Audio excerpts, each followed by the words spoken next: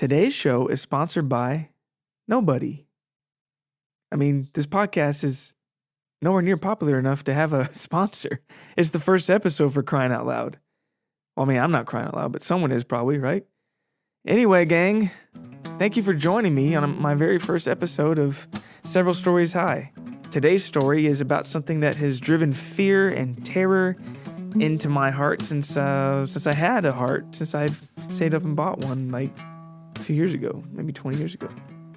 And that is spiders. Now, I know a lot of people are afraid of spiders, and a lot of people are smart to do so. I don't know about you. When you see a spider, some people want to grab it and help it. Other people run away. I'm the kind of person that if I'm in my room or my house and I see a spider, I immediately go to my closet, I pack all my bags, I leave the house in that spider's name if I'm able to get it, and I never see that house again. I leave the fridge, all that furniture, TV, they can have it, because I'm terrified of spiders.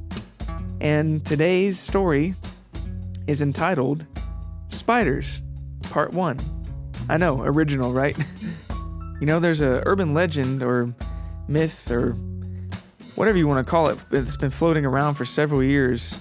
I don't know how it floats, don't ask me. But it's been floating around for several years that you're never more than 3 feet away from a spider at any given point. And if that's not terrifying enough, apparently some people contest this, say that it's less or more. Well, I don't ever want to be less than 10,000 miles from a spider, but that's just me. Anyway, thanks for tuning in to the first episode of Several Stories High. I'm Nathaniel David Knox. Shall we begin?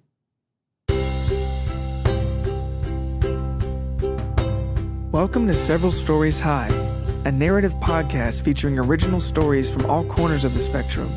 Fiction, fact, or perhaps more appropriately, somewhere in the gray galaxies between. We'll explore a new tale every episode, together, climbing higher and higher as each new story stacks upon the last, like boundless building blocks, each a standalone in its own right, and at the same time, a piece of something bigger, like facets of a rare jewel, or fireflies in a deep, dark wood, shimmering with little glimmers of the vast, beautiful, and terrifying worlds around us, and inside of us. I'm Nathaniel David Knox. Let's see how high we can climb.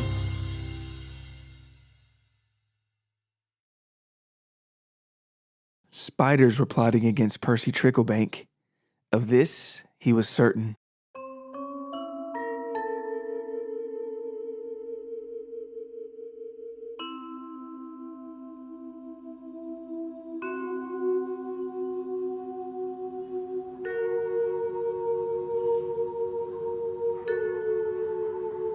It all started one morning on his way to work. You see, Percy was a customer service rep for the Medical Enhancement Hotline, or MEH for short. I'm sure you've heard of it. The swanky uptown office that gives medical evaluations and treatment all exclusively over the phone. And so there he was, Percy Tricklebank, barely 89 years old, his whole life ahead of him as he stepped out into the beautiful fresh morning sun. He locked the door of his bungalow, quickly adjusted his collar and fedora, and he was off, striding down the front sidewalk with a tune on his lips and a spring in his step. But suddenly, as if bursting into some sort of ancient impromptu aneurysm, Percy shouted and cursed and flailed his arms about, swatting and kicking at the air like a madman. Spider web! Ow! There's not even a trigger. Spider webs! I hate spider webs. What a day so far. Across the street, an elderly Ethel Schnockle mumbled to her husband Ray Ray as the two sat on their front porch, rocking away and sipping on their steaming morning joe while reading their 2 identical copies of the latest issue of Porch Review magazine. Issue number 247 to be exact. An issue with a 10-page spread on support beams that would later be called by the Miami Snowmobile Warehouse and Emporium Monthly the single greatest work of journalistic ambition in all of the greater Milwaukee Industrial Park. Oh, look at him, Ray Ray. Ethel said. Hooting and hollering and swinging his arms at nothing. The man's gone and lost it this time. Old bag. Not the way young bucks over here, but, you know, still. Ray said. I hate to say it, but he really does fit the old stereotype. To a T, matter of fact. Guy in his late 80s, lives in a bungalow, drives a station wagon, need I say more? Oh, God, please don't. Practically has late 80s over-the-phone medical rep widower written all over him. I've seen the type 1,000 times, Ray. And this one's a certified loon. Guess he was bound to come unravel one of these days, though. Now pass me the vino, Ray. It's nearly 9 a.m. for God's sakes. Ray patched the bottle of red vino, and then Ethel continued with her observations of Percy from afar. And just who does he think he is anyhow, huh? Who's he trying to impress with that sport coat and fedora? Looks like some extra in a made-for-TV version of the Casablanca. I swear that man's stuck in the past. Probably because of all the gumshoe films. Say, darling, that reminds me, could you pick me up some of that white cheese dip I like next time you're over at the market? You know, either on 5th or maybe even the delicatessen on 3rd. I have no preference, said Ray. Oh my God. That's Queso Blanco, not the Casablancas. My God, Ray, not you too. I know the difference, woman. This is an entirely separate matter. You know, just talking about that movie gets me in the mood for dipping snacks. Be it made for TV or the original version. I have no particular preference.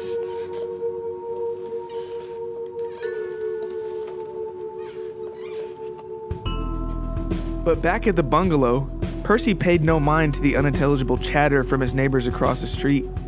He was too busy trying to wipe away at the invisible webbing that now plagued both his mind and the lion's share of his corduroy blazer. Get your filthy, fluffy devil webs off me, you conniving arachnids! And with a downtrodden spirit, something he swore to his dying grammar school trumpet teacher he'd never ever have, Percy got into his station wagon and headed off to work, the car's engine drowning out the porch side bickering of the schnockles as it passed, if only for a brief moment. I don't know. No, 8. Oh, give me some of that vino. Yeah, get your own bottle.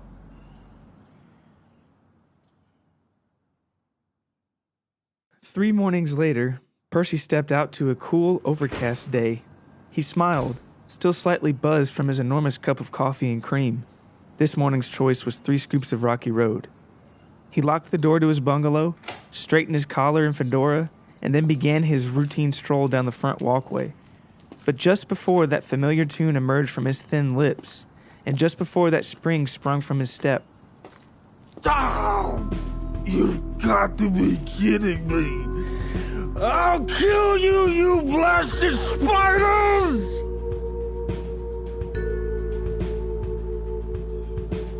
for the second time in only a week, Percy swiped away at the invisible webbing that now encased his very being. He wiped away pathetically, not knowing if the motions were even doing anything at all, and somehow at the same time knowing all the humiliation of such actions, designed solely to crush the human spirit. He felt as though he may burst into tears at any moment, and he couldn't tell exactly where the thin, spider-spun strands ended and his newfound misery truly began. Percy walked over to the station wagon and entered, but just before he closed the door, there was a noise. Laughter. Far, faint laughter. Percy closed the door and pulled down the sun visor to make sure his eyes were not bloodshot on account of his coffee with 3 creams being dosed by some spirit of the Grateful Dead when a piece of paper fell into his lap. He unfolded it and read it to himself aloud. You're playing a dangerous game there, pal. We suggest you stop tampering with our homes and livelihoods, or things might just get out of hand. Signed, the Spiders. Percy scowled. Surely he'd lost his mind this time. Spiders? Then he thought he smelled smoke. But he felt it more imperative to flee the awful scene then, and so he started the car and sped away, hoping desperately that his place of employment was fully staffed in the mental health department that morning, if not any other time.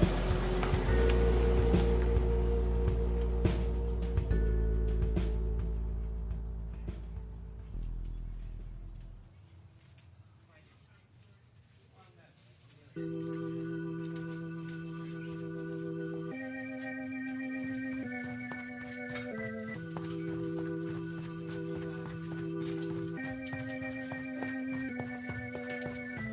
Percy's lunch hour had arrived, he scurried as fast as his 89-year-old legs would allow, passing dozens and dozens of cubicles, all teeming with little phone conversations such as, "Please hold, Mrs. Nouthercottle." Am I pronouncing that correctly? Nouther... How do you say it, ma'am? It's pronounced Smith. But don't blame yourself, darling. I'm used to it.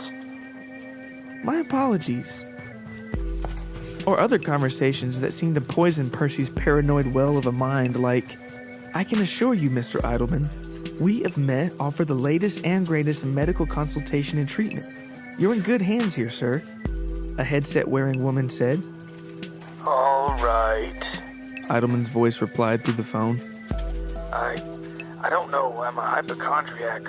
I know this. It's been in my family genes ever since I was adopted as a 39-year-old. But well, recently I've had this crippling fear that I've gone and contracted the pink eye or something.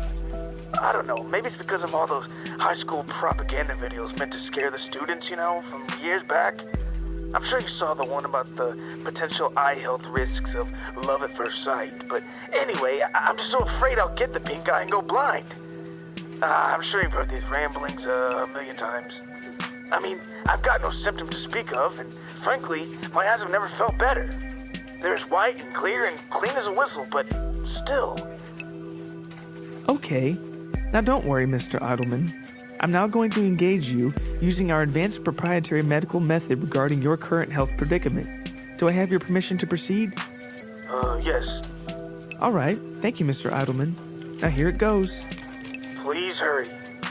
Mr. Idleman, do you feel like you have pink eye? Yes. All right. Let me just crunch some numbers here and there. Yes, Mr. Idleman? Yeah? Based on the previous question I just asked you, yes, it looks like you do in fact have pink eye. Most certainly, 100%. Congratulations. Oh, God. I knew it. I just knew it. JFK was right, Lincoln was right, Ford was right. All those car guys were right. Come now, Mr. Idleman. Please stay on the line while we administer your prescription. What? My prescription? How? Over the phone. It's stage 2 of our proprietary medical method. Much cheaper, and the company saves a fortune on the inventory that we don't actually give you. Oh, God. Wait a minute. Do my ears betray me, or were you asking for my hand in marriage earlier? Boy, nothing like pink eye to make you re-examine what's important in life. Hello? You still there? Yes, Mr. Idleman, I'm still here. Well, didn't you ask me to marry you earlier, phone lady? How'd you get that, sir? You said you wanted permission to engage me in something or the other. Well, I've made up my mind. Pink eye or no pink eye, I'm a new man. Give me your building number. I'll be right up. I'll bring flowers, daffodils, or maybe some beautiful poison ivies in that park if it's open. What do you say, phone lady? How's about it? Please hold while I transfer you. After shaking his head at such an exchange, Percy shoved Hank Midford into the empty conference room and drew the blinds and locked the door, shielding their location from all the vast multitudes of jabbering meh employees. Hank spoke, obviously taken aback. Percy? What is it? I'm very busy this week. I've had 4 calls, 2 wrong numbers, and that freak campaign for sanitation services. You've got to help me, Hank. I think I'm going mad. How so, old sport? I think some spiders are conspiring against me. 2, maybe 3. Conspiring? Yes, Hank. Conspiring. The other day I walked into a web in front of my house and, oh God, and then again today. Keep your voice down. You want to get us both killed? Hank said. You know the Dragon Lady's in from corporate, supervising the shift until Stutzman's back from his fit. It's been weeks now. I'm telling you, Hank, they've been harassing me all week. And today I swear I heard them laughing at me. I know they were. And I think they smoked too. Menthols, probably. Figures. Look, Hank said, putting a very patient hand on Percy's brittle, trembling shoulder. You're too uptight. You've been working here so long that your mind's playing tricks on you. Go home. Take some time off. Find you a nice girl and have some fun for a change, Percy. You're young, not even 90 yet. No, Hank. Time off only made me think about it more. And you know it's been ages since I've been with a woman. I'm sorry, old friend. Forgive me. How long's it been again? Since Julia? Oh, it'll be 53 years, 10 Christmases from now. And honestly, looking back on it, I don't think our relationship ever really recovered after Julia passed. Percy? Yeah? Go home. From one friend to another. Go home.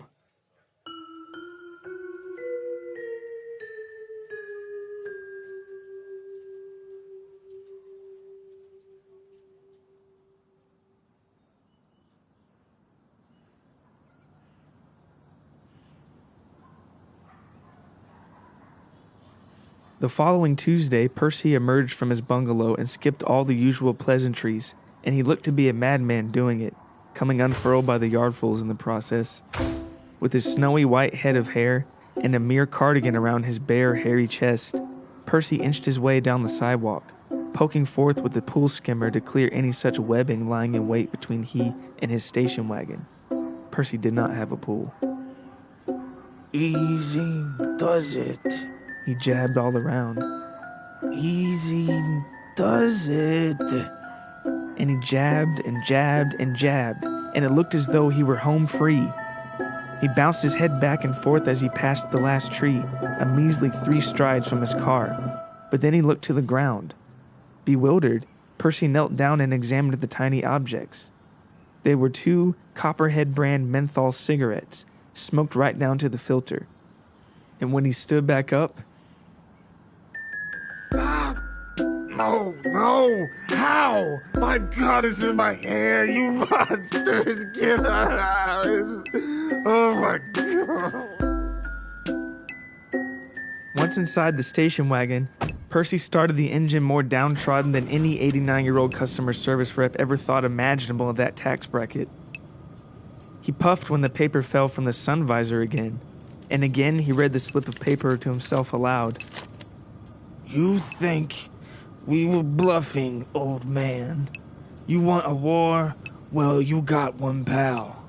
And next time, you better bring something stronger than a pool skimmer, you wrinkly old chump. Signed, The Spiders. P.S. Your house is bringing the whole block's resale value down. A lot. When clean gutters and a fresh coat of paint just kill you. Percy could hear the laughing now, even from deep within his running car. Has it really all come to this? He thought. This is not the 21st century? Did we not leave all this behind back in 45 after the Second World War? After VE and VJ and eventually Arbor Day? Percy sighed. He shut off his car and went around the rear of the house to enter through his own back door and call the Dragon Lady to cash in all those personal days he saved up. And however many he had, he knew they wouldn't be enough.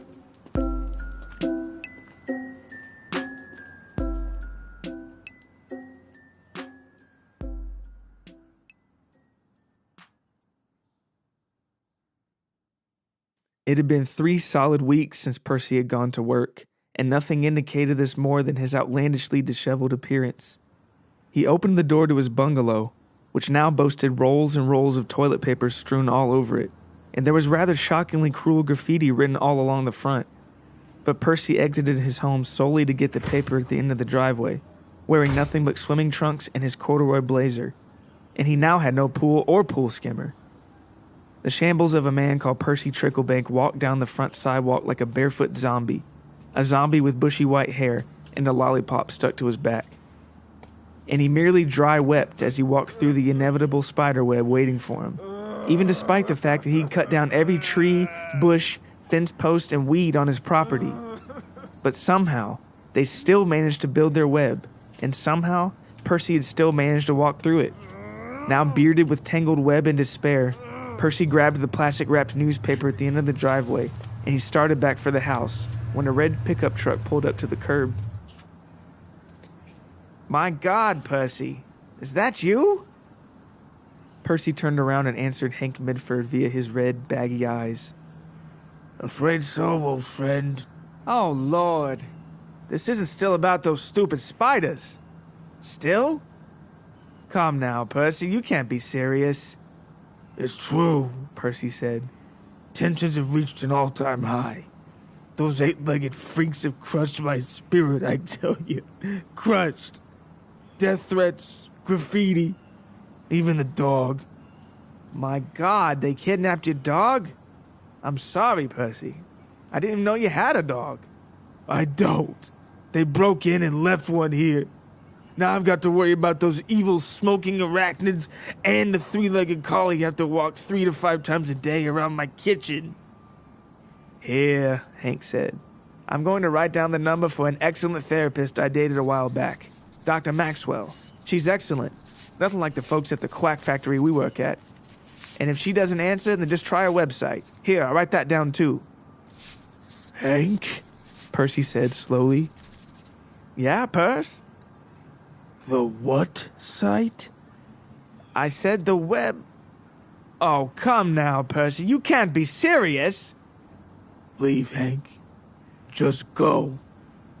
Hank sighed. All right, Percy. Suit yourself. Godspeed, old sport.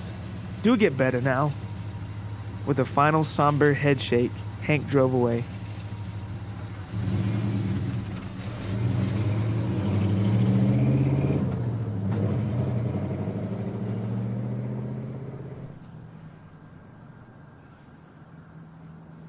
Percy turned and started his first step back towards the house, but then another vehicle pulled up to the same curb.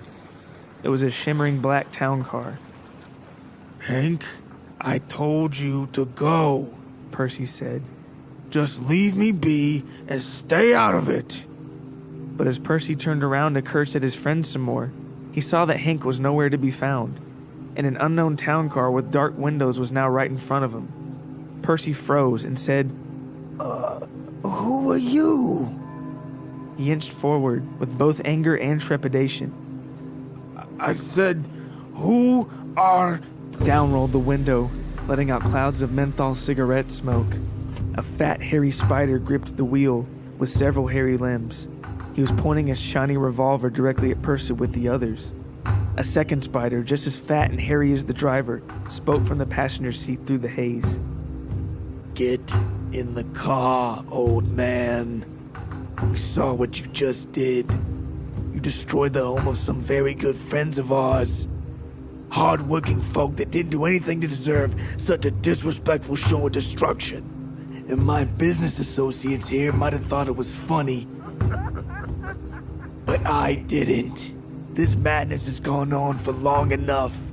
Now get in the car. Percy almost ran, but he stopped when he heard the click of the revolver's hammer. I said, get in the car. Percy walked over to the vehicle and opened the door and slowly entered into the back seat. Once inside, he coughed violently.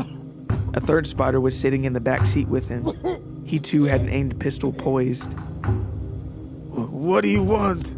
The car began to roll. And where are we going? Where are we going? On a little ride, The spider in the passenger seat said. Won't be long. Percy began to cry. But right before the tears morphed his voice into pure gibberish, he managed to say, You... What? People hate spiders so much. It's because of stuff like this. Shut up, said the spider in the passenger seat. Let's go, Frank. Step on it. All right, I'm stepping. The town car drove out of the neighborhood, and Percy watched his whole world drift by through the smoke, knowing that his time had finally come. He prayed to the heavens to be spared. He had no family to speak of save for his single younger cousin, Emma, who lived with her husband in England. God, if you're up there, Percy whispered in the smoky back seat. do you think you could spare me? Huh? Could you get this prayer to Emma? Not sure how this all works. Not like a simple electronic message. Anyway, please, send an angel or a dove or whatever you can to my dear cousin. Honestly, I'd even settle for a fortune cookie at this point. Tell her I need her help. These spiders are gonna kill me.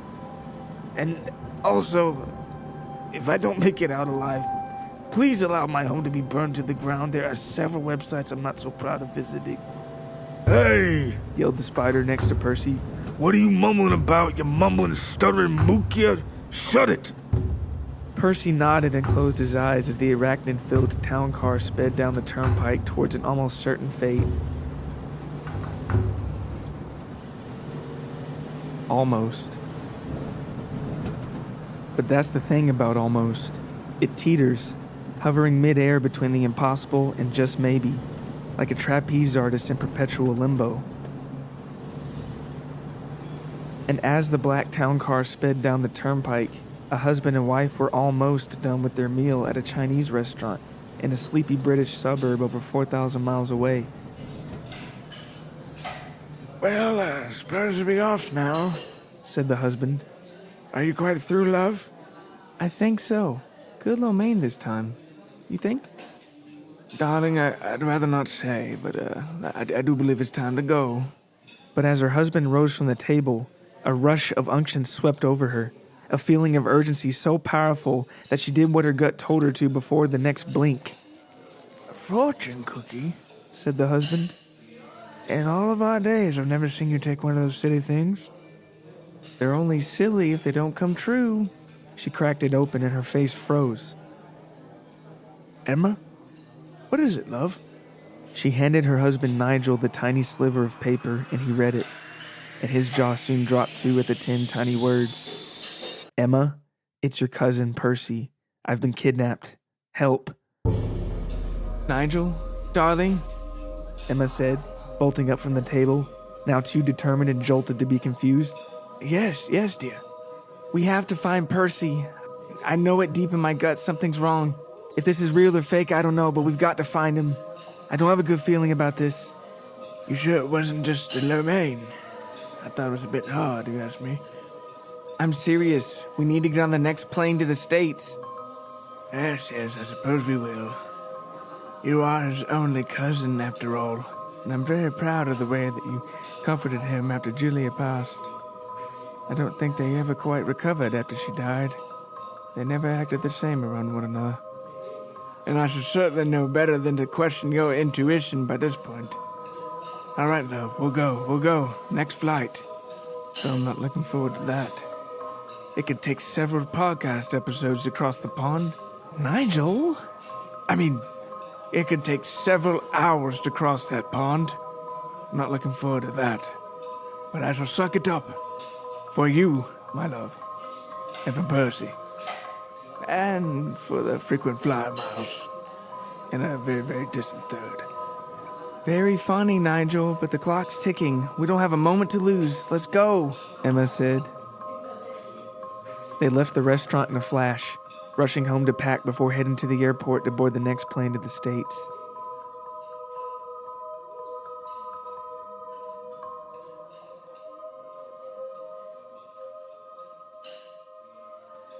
Today's episode of Several Stories High was written, composed, and produced by me, Nathaniel David Knox.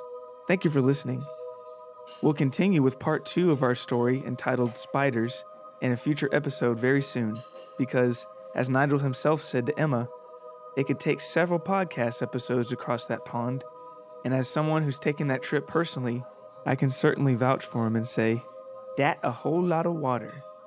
So be on the lookout for more stories between now and then. You can learn more about me and the show over at severalstorieshigh.com. And if you have a chance, could you leave me a review on iTunes? I'd greatly appreciate it. After all, was it not William Shakespeare himself who said, "One encouraging iTunes review is worth more than 600 clucking hens"? I have no idea, honestly. And lastly, remember to keep up with the show on Facebook and Twitter. That's at SSHpod, or Shpod if you prefer. Just remember there's 2 S's though. Again, that's at SSHpod. Until next time, I'm Nathaniel David Knox, and thanks for listening.